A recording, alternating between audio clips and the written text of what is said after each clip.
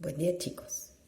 Para continuar con el tema de múltiplos y divisores, primero voy a hacer un pequeño repaso. Recuerden que un múltiplo es un número que se encuentra en la tabla de otro. Por ejemplo, si yo quiero los múltiplos de 8, voy a decir, recuerden, primero el 0, después el 8, el 16, el 24. Yo ahí dije los 4 primeros múltiplos del 8, o sea, son los primeros 4 números que aparecen en la tabla del 8. Ahora, si quiero los divisores del 8, los divisores van a ser el 1, porque es el divisor de todos los números, el 2, el 4 y el 8. Recuerden que el divisor más grande de todo número es el mismo número y el divisor más chico de todo número siempre es el 1. Recuerden que los divisores son los que lo dividen de forma exacta. Muy bien, para seguir con ese tema vamos a ver los criterios de divisibilidad, que seguramente ya los vieron, pero era para repasarlos y poder hacer alguna actividad. Bien, los criterios de divisibilidad. Como frase inicial puse, todos los números son divisibles por, y fui poniendo los distintos números. En el primer caso, divisibles por 2. ¿Cuándo un número es divisible por 2? Si termina en número par.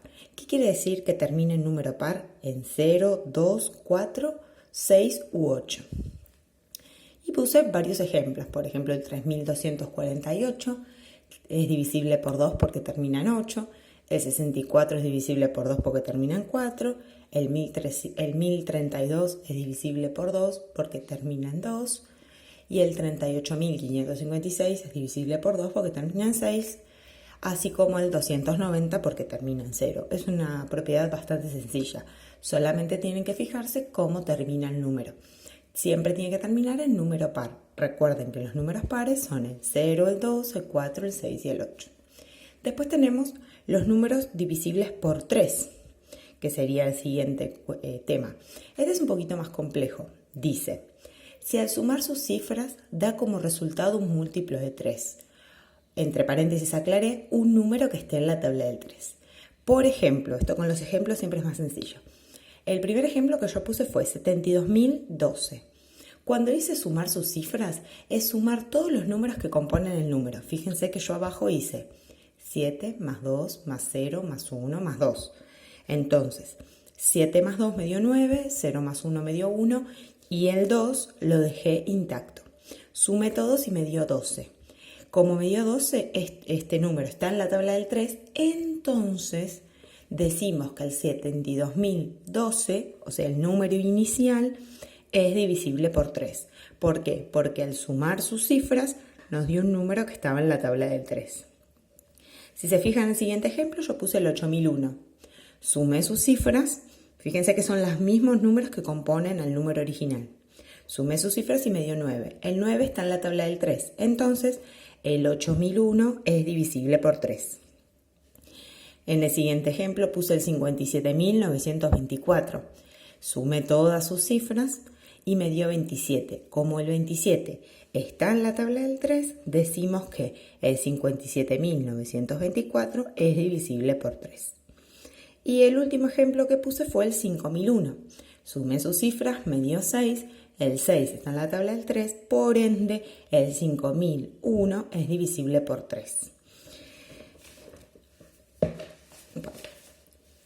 El siguiente sería el 4.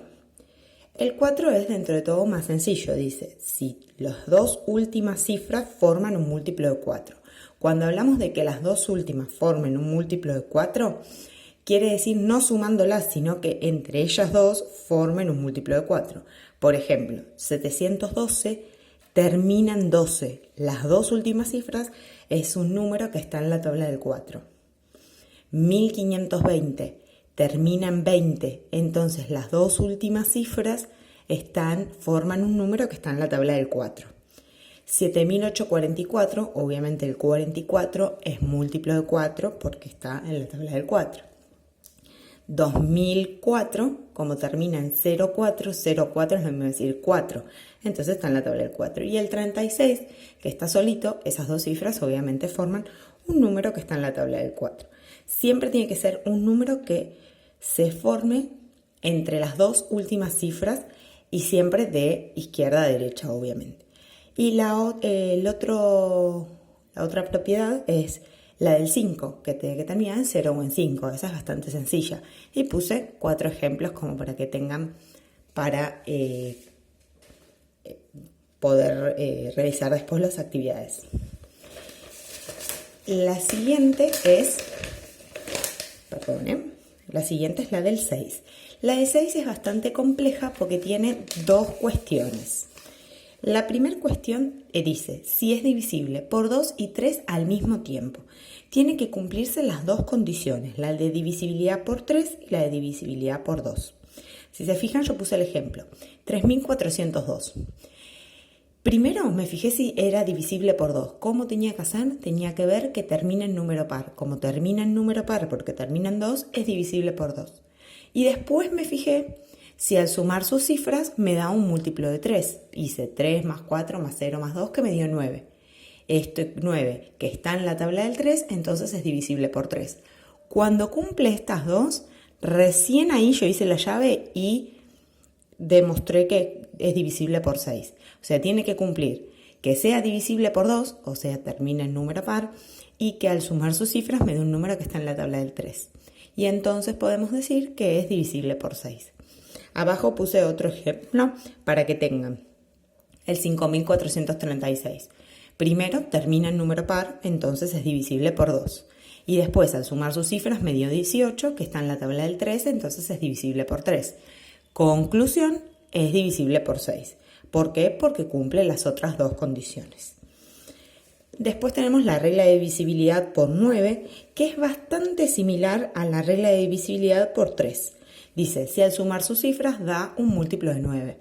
¿Qué tengo que hacer? Sumar las cifras del número. Por ejemplo, yo puse 7101, sumé las cifras y me dio 9. El 9 está en la tabla del 3, en la tabla del 9, entonces el 7101 es divisible por 9. Fíjense el siguiente ejemplo, hice 4275, este es el número que yo puse originalmente. Sumo sus cifras y me dio 18. Al sumar sus cifras, como el 18 está en la tabla del 9, puedo decir que el 4275 es divisible por 9. Y bueno, la última es la regla de divisibilidad por 10, que siempre que todo número termine en 0, es divisible por 10. Esa es la más sencilla de todas. Ojo con la regla de divisibilidad del 3 y del 9.